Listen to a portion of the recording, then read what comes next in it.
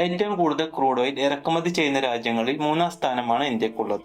എന്നാൽ crude oil റീഫൈനിങ്ങിൽ 4-ാം സ്ഥാനവും crude oil product എക്സ്പോർട്ടിങ്ങിൽ 5-ാം സ്ഥാനവും ഇന്ത്യക്കുണ്ട്. അതെങ്ങനെയെന്നല്ലേ പറയാം. അതിനുമുമ്പ് ഇവിടെ നിന്ന് ലൈക്കും റീപോസ്റ്റും ചെയ്താൽ അതെനിക്കൊരു വലിയ സപ്പോർട്ടായിരിക്കും. ഇന്ത്യക്ക് ആവശ്യം വരുന്ന ക്രൂഡ് ഓയിലിന്റെ 85% നമ്മൾ ഇമ്പോർട്ട് ചെയ്യുകയാണ്.